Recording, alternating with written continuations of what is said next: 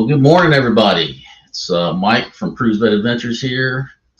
It's just another Friday. Thank God it's Friday. And this is my weekly roundup show. And yeah, I don't know what everybody had going on this weekend or this week. Hopefully, you got some, did something fun, or maybe you just worked all week or whatever. My week kind of got off to a rough start. Had to go to the emergency room on Tuesday.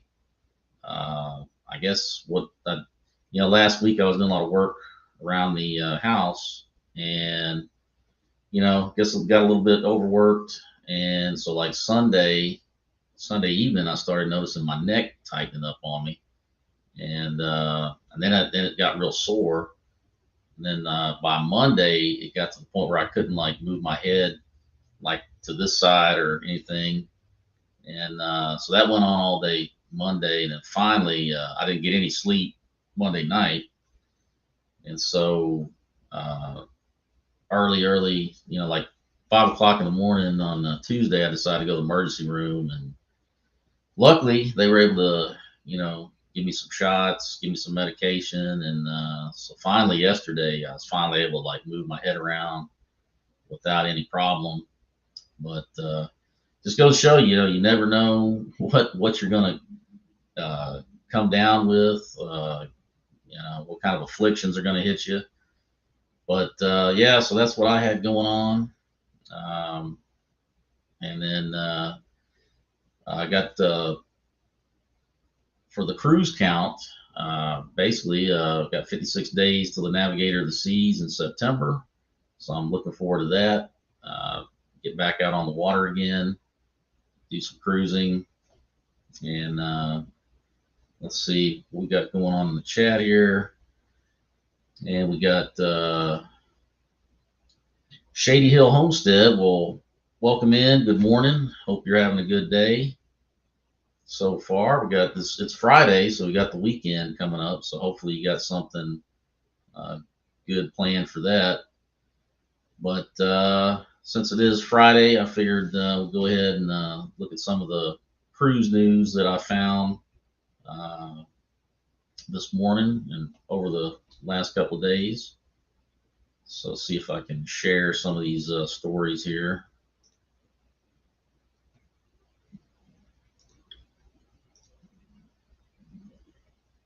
And so yeah, first story is from Royal Caribbean, and basically, I guess they were absent from the port of New Orleans for the last year, so they're going to be sending the Brilliance of the Seas starting next year. So it says after a year-long gap, Royal Caribbean International is returning to New Orleans in late 2024.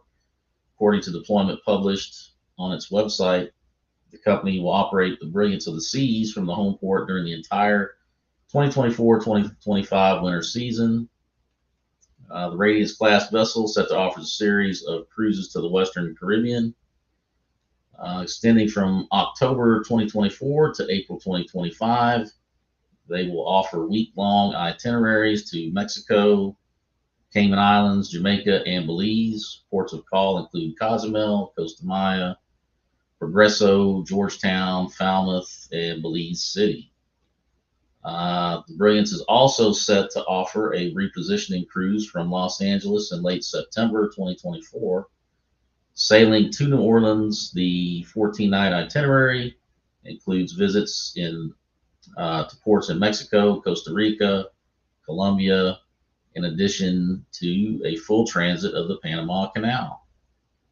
So there you go. I guess that's some good news for people cruising out of New Orleans, and so that'll be something to look forward to. I haven't cruised out of New Orleans myself. I'll be going on my first cruise out of there in October on the booze cruise, Carnival Glory. So I'm kind of looking forward to that. Everybody says that's a good port to sail out of. We'll see how that goes. And then for our next story, let's see.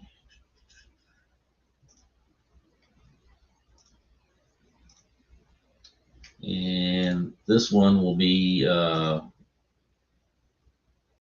from Cunard, which is owned by Carnival.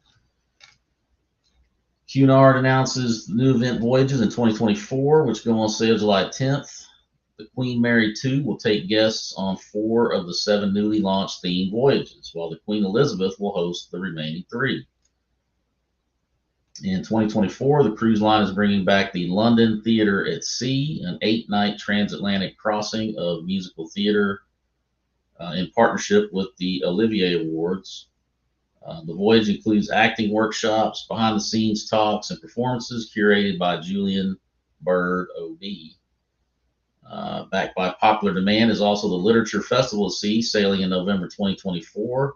The 7-day voyage allows book lovers to immerse themselves in literary events curated by the team of the Times and the Sunday Times Cheltenham Literature Festival. Each Literature at Sea festival includes over 20 acclaimed authors. That sounds pretty cool. Get to meet some of the authors. New for 2024 is a chance to celebrate history in the making as the Queen Mary 2 embarks on her 400th transatlantic crossing from New York to Southampton in August.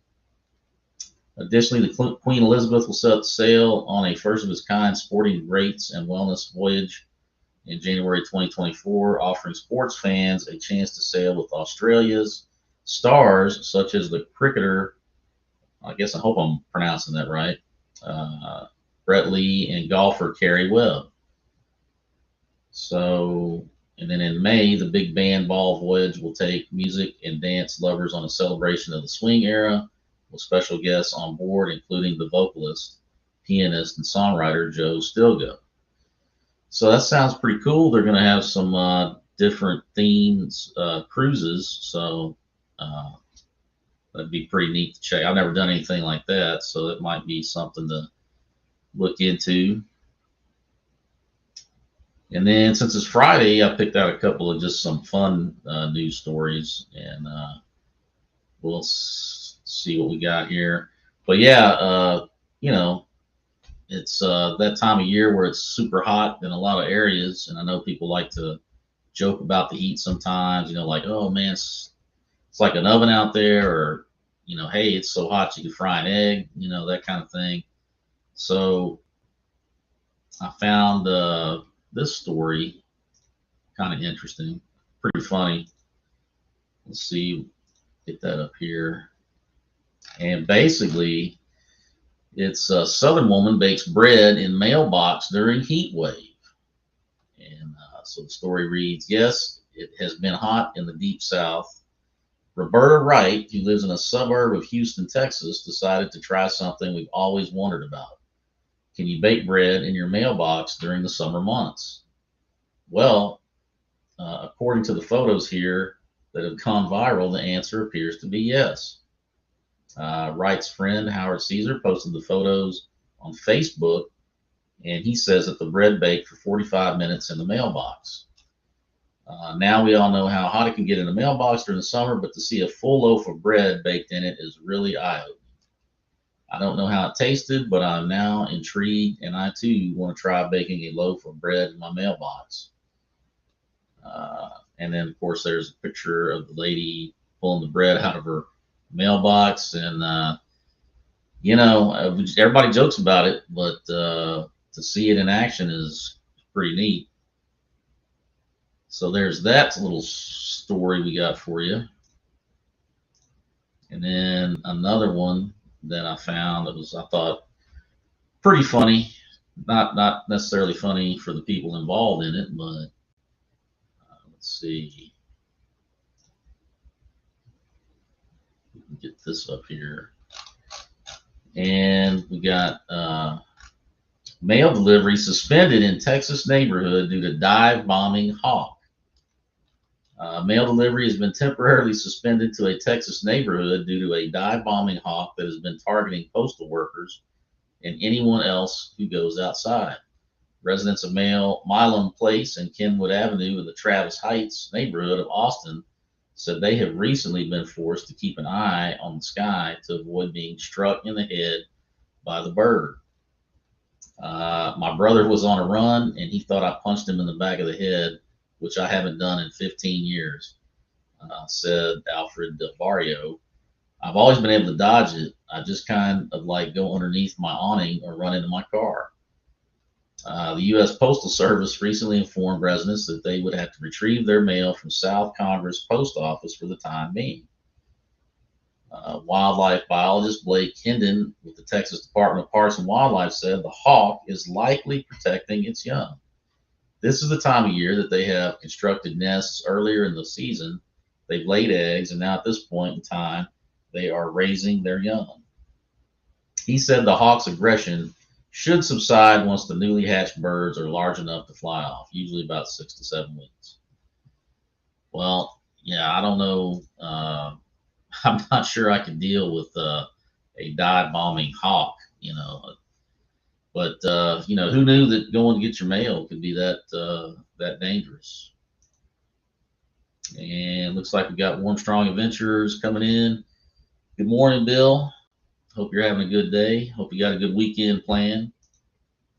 And so that is a wrap on the news that I had for today. And I don't know. I guess I'm going to go ahead and wrap things up early.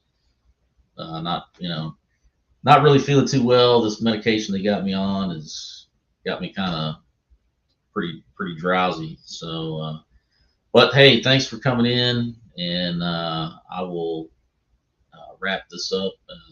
Always appreciate it, and anybody watching on the replay, uh, I appreciate all the support out there, and I will see you on the next live.